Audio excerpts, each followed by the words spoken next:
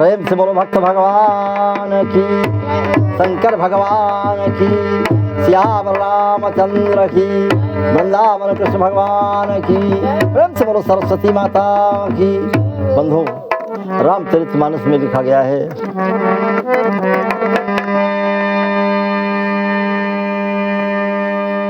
दूतों ने जाकर के रावण से बताया कि मैंने इसे देखा है। ऐ रावण, ऐ दस्कंधर, कि पदुम 18 जूथप बंदर। राम की सेना में 18 पदुम जुत्थ हैं। जुत्थ माने झुंड। एक एक झुंड में कितने हैं लोग, कितने बांदर भालू रीछ हैं, कुछ पता नहीं। 18 पदुम, 18 जूथप बंदर तेरे झुंड है। भैया तेरे झुंड वहां, तेरे बांदर कहां से आए? आज हम बृहद रामायण से या विश्राम सागर के माध्यम से आपको बताना चाहते हैं कि 18 पदुम कहां से आए, कौन लेकर के आया, किसके में 18 पदुम की संख्या। महाराज गोस्वामी तुलसीदास जी ने इतना लिख दिया कि 18 पदुम जूथप। लेकिन आप सुने, एक पर्वत पर से गौ और गवाक्ष नाम के ये सेनापति थे। इनके माध्यम से 80 शंकु और 700 बांदर भालुओं की सेना लाई गई थी। और दुर्धर गज नाम के बांदर के माध्यम से 7 पदम 80 करोड़ सेना लेकर के आए थे। और शिखंडी करवीरपुर से 23,60,100 ये लेकर के आए थे। कुमुद नाम के, उनके माध्यम से 87 लाख 4 पदुम। नील के माध्यम से 16 खरब सेना। और गंधमादन नामक बंदर के माध्यम से, वीर के माध्यम से 11 खरब सेना। और तारा वखत नाम के, उसके माध्यम से 27 करोड़ 90 लाख। और केसरी, जिन्हें हनुमान के पिता कहा जाता है, इनके माध्यम से 10 करोड़ और 9,20,000। पुलिंद के माध्यम से 17 शंकु 1 करोड़। और मणिबसंत नाम से 11 करोड़ 1,000। और रथमुख नाम के बंदर के माध्यम से 8 पदुम 981। मयंद के माध्यम से 1 करोड़ 1 पदुम 1 करोड़। और जामवंत भालुओं की संख्या साथ में लेकर के आए थे 56 करोड़ भालू। द्विविद 1 करोड़ 25 लाख। और सर्वासर्व नाम के बंदर, ये बहुत बड़े वीर ने 88 पदम। मरकट, मरकट माने जानते हैं? मरकट उसे कहते हैं कि जो मारता भी हो काटता भी, उसका नाम मरकट है। ऐसे थे भक्तों। जे राम शरण में आ पहुँचे, उनका निश दिन कल्याण हुआ। जे राम शरण में आ पहुँचे,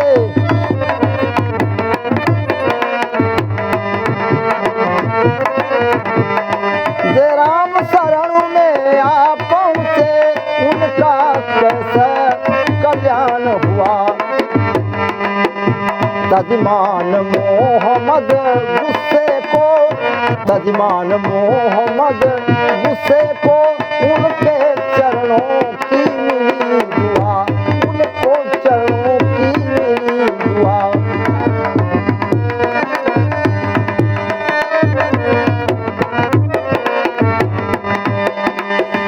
भगवान राम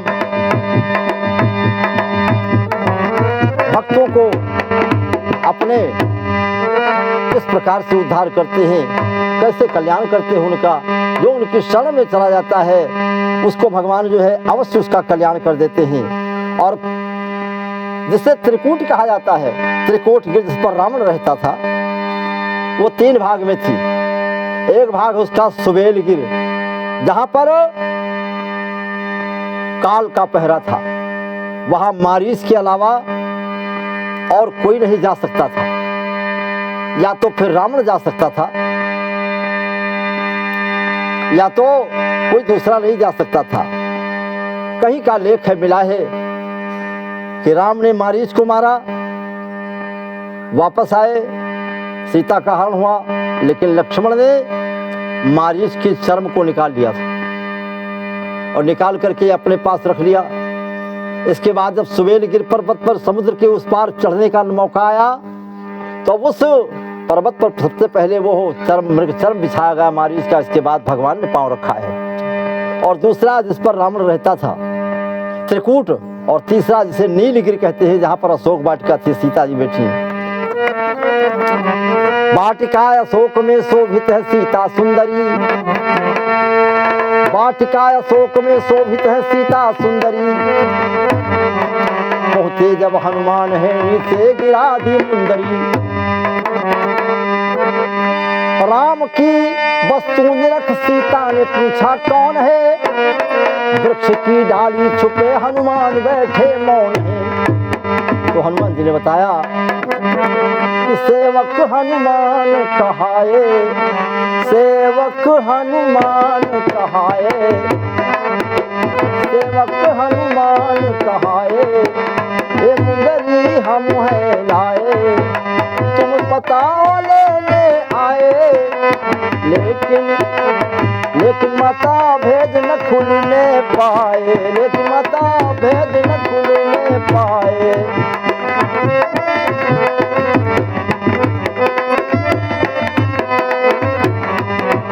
देखिए, जिस परिवार में लिखा गया है स्त्री के लिए कि पुत्रवती जुबती जग सोई, कि रघुबर भगत जासु सुत हो। अपने को पुत्रवती स्त्री वही कह सकती है जिसका पुत्र भगवान का भक्त हो, चरणों का दास हो। पुत्रवती युवती जग सोई, रघुबर भगत जासु सुत होई। और इसके बाद एक बात और लिख दिया, न तरु बांझी भली, आगे कुछ अपशब्द पड़ता है, ने तो पशु के समान जैसे बच्चे को पैदा कर दिया हो। और जिस खानदान में उनका बेटा भक्त हो जाता है, लिखा जाता है कि उसके 106 पीढ़ी का तरनतार हो जाता है। पिता की 24 पीढ़ी तर जाती भक्त होने से, और माता की 20 पीढ़ी, स्त्री की 16 पीढ़ी, और अपनी पत्नी की 10 पीढ़ी, और पुत्री के 12 पीढ़ी, और बहन के 11 पीढ़ी। और इतना ही नहीं, और तमाम पीढ़ियां हैं ससुराल की और अपने घर की, ये सब मिलाकर के 106 पीढ़ी का तरनतार हो जाता है। ए प्रभु का भजन कर ले ओ मेरे भैया, थोड़ी जिंदगानी मेरी माने ना कहानी। राम जप ले, राम जप ले, राम जप ले, राम जप ले।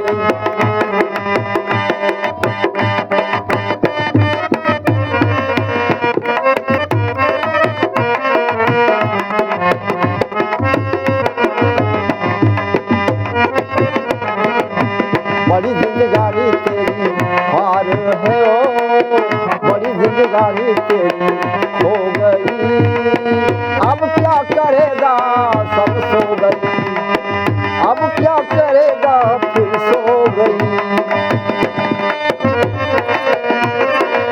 अब तो भगवान का जाप कर ले, हे प्रभु का भजन कर ले ओ मेरे भैया, थोड़ी जिंदगानी मेरी मान ले कहानी। राम जप ले, राम जप ले, राम जप ले, जप ले रे राम जप ले।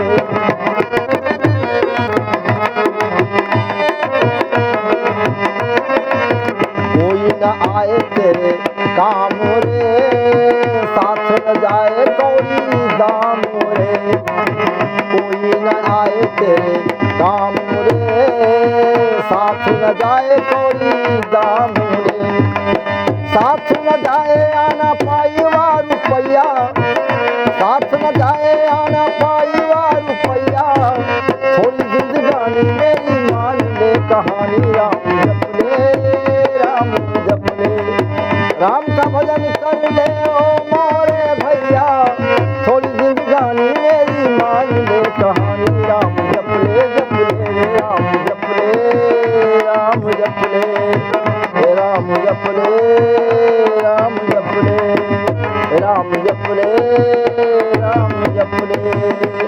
भगवान की शरण में पहुंचो, तुम्हारा कल्याण हो जाएगा। इसी को पहले बताया पद्म 18 जूथक बंदर। भक्तों, इस कोई बात शंका करने की आवश्यकता नहीं, क्योंकि अलग अलग कल्पों में अलग अलग ऋषि मुनियों ने जहाँ जो कुछ देखा है पाया है उसको लिख कर रखा है। सब सही है, समझने की आवश्यकता है। अलग अलग समय में कथाएं जो लिखी गई हैं, कल्प भेद हाई चरित सुहाए, और भेद भांति अनेक मुनि सन गाए। अनेक प्रकार से लिखा है, इसलिए शंका करने की आवश्यकता नहीं। कल्याण होगा, राम की शरण में चले जाओ, कल्याण होगा। प्रेम से बोलो श्याम रामचंद्र की, बोलो भक्त भगवान की, शंकर भगवान की।